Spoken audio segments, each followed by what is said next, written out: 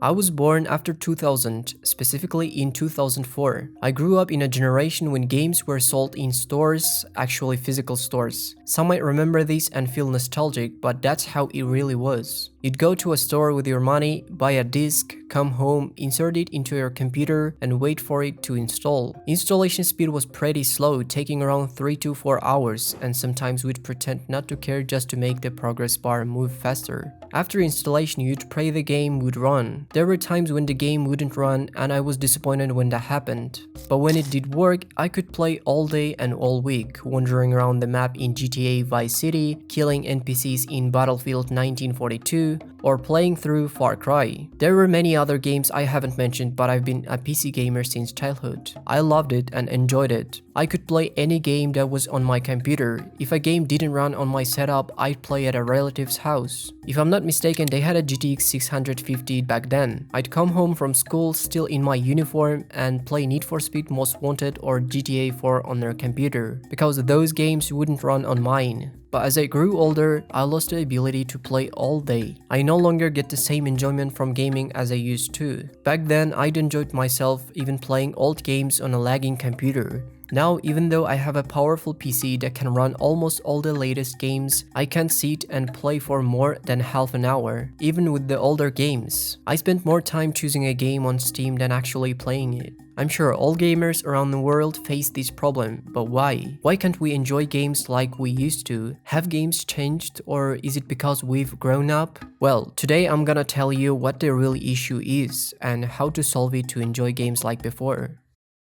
Let's not start with the obvious. Let's begin with the fact that games truly aren't what they used to be. They've changed, and for the worse. Let me explain. Remember how we used to buy games and we'd get everything right away? There was no need to buy DLCs to finish the game, no need to pay for season passes or microtransactions. This constant monetization of projects has ruined the gaming experience. For example, in the past, developers made games for people to enjoy and improve them based on feedback, making the games better and better. Now, many developers have forgotten that people are supposed to play the game, not just keep buying things every month. If they focused on fixing bugs or developing new features and then introduced monetization, it wouldn't be an issue. But take FIFA for example. According to players, there are tons of bugs and these bugs persist with every new installment. Yet EA ignores them and releases essentially the same game every year, just with updated mechanics, better graphics, new teams, and changed player ratings. But every season they add new events, packs, and player cards, and guess what? It's all for money.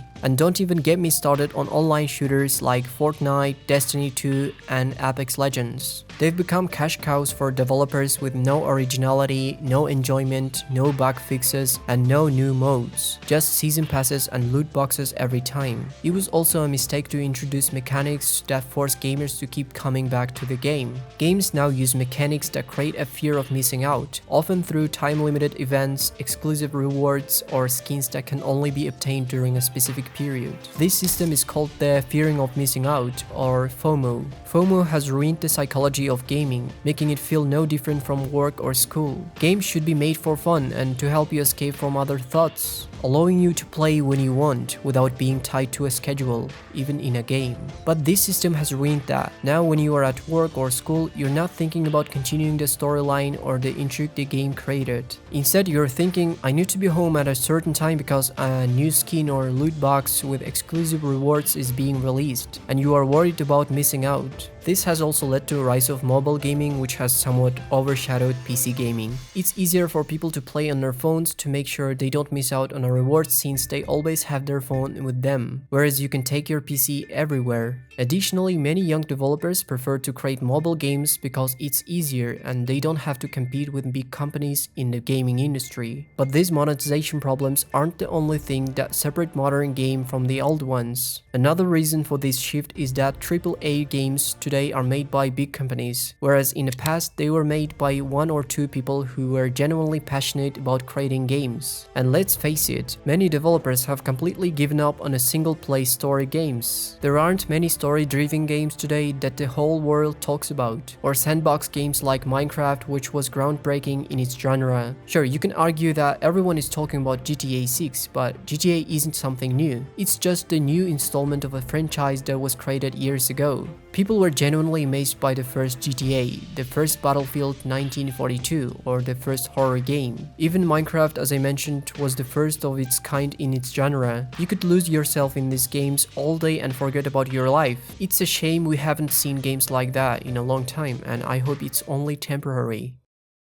However, what if I told you that while developers' issues are a problem, the bigger issue isn't with them, but with us? Of course, I'm not trying to defend Ubisoft or other game companies that are going downhill. I'm just saying that modern games are less interesting because in 50% of cases, it's harder to come up with innovative projects nowadays. Back in the day, the gaming industry was different in terms of bringing new ideas. Nowadays, it's generally difficult for developers to create something truly new. For example, in 2018, we played PUBG not just because it was a shooter, but because it was an innovation in a gaming industry. It was a completely new genre, and that's why people flocked to the game to experience fresh emotions from this new type of gameplay. The same goes for Call of Duty or Battlefield. From the 90s to the 2000s, there were no shooters like them with such graphics and storylines. These games gave players unforgettable emotions, and I could go on forever naming the masterpieces in the gaming industry. Each one brought something unique to the world of gaming. When we talk about current developers, it's understandable. How can they release something new if all the innovation have already been done and integrated into games? Just think about it, between 2010 and 2015, there were more masterpieces released than between 2015 and 2020. Games like The Witcher 3, Red Dead Redemption, Dark Souls, The Last of Us, and GTA 5 all came out before 2015 and introduced enhanced gameplay, great sound design, cinematic stories, and much more to the gaming world. After 2015, we got games like Doom Eternal, Death Stranding, God of War, and Red Dead Redemption 2, which introduced innovations like realistic graphics, more detailed NPCs, and a more dynamic gameplay experience. But guess what changed after COVID-19? We saw buggy releases like Cyberpunk 2077, a God of War that was essentially the same just with a different story, and a Resident Evil Village which was a bit better than the 7th part but didn't offer any breakthrough innovations. After 2020, while games came out with improved graphics and different storylines, we didn't see many real innovations or breakthroughs. To stay afloat, the gaming industry mostly released sequels of existing games, remasters, or remakes. This all shows that there seem to be almost no ideas left to create masterpieces. All the features have already been made, and now no one is surprised by beautiful graphics or dynamic gameplay. That's why people miss the emotions they used to get from the masterpieces that were released before 2020. But what if these changes in the gaming industry are just an excuse and we simply don't want to grow up?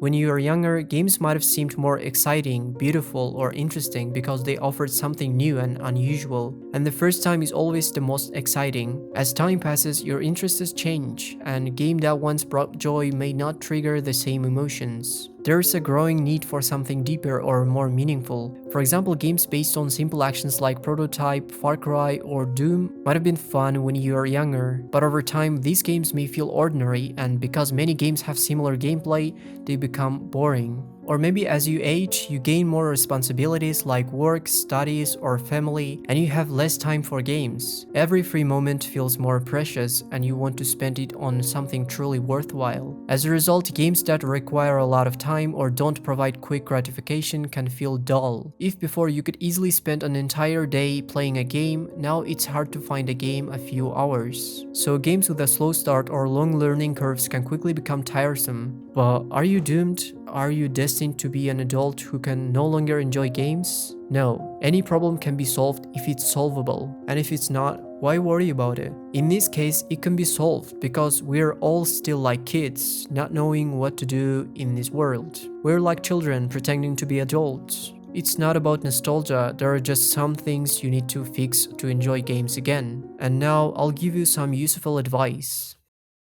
First, figure out if you truly enjoyed games as a child or if it was just the illusion of enjoyment and you're remembering false memories. To do this, try to recall a game you genuinely remember playing and try to remember its details. Watch videos on YouTube and so on. If you're sure you used to enjoy games, there are two ways to get out of this state where games no longer interest you. The first method is this. Force yourself to download any game in your Steam library, and after downloading it, make yourself play for at least an hour. During this time, do whatever you want in the game. Don't force yourself to rush through it. Just do whatever you like doing in the game. Go through the tutorial, read the description of items you find on the map. You don't have to complete the game. Just wander around, explore the world. You can even skip the cutscenes if you want. Don't worry about missing something important. If you don't want to loot the map, then don't do it. Personally, I don't like looting every corner of a location either, but sometimes I think it might come in handy, and if I don't take it, I don't be able to beat the final boss later. That kind of thinking is wrong. If you want to do something, do it. If you don't care. When you face the final boss and lock some things, there are always a way out of any quest. The key is to not rush and not try to speedrun the game. Also, while playing, don't think about other things like self-improvement, and don't beat yourself out for sitting and playing while others are developing themselves. That's not true, and everything will come in time. Playing games is normal. Just don't force yourself to do something you don't want to do right now. So to sum it up, the first thing you need to do is start any game regardless of rating and reviews, and playing it for an hour, doing whatever you want. The second thing is not to force yourself to do what you don't want to do in the game, like rushing through it or looting a location when you want to move forward and see what happens next. Just focus on what interests you. If you like causing chaos in GTA, do that. If you enjoy following the story and progressing, just focus on the story. The key is not to overcomplicate something that shouldn't be complicated. A game isn't work or school. It's a place where you should do what your heart desires. Just start a game and do what you want. Go with the flow, so to speak, and give yourself time to figure out what you like. If you don't like a game, just uninstall it and download another. Not every game has to appeal to you, that's all. Eventually, you all start enjoying games again. Thanks for watching and goodbye.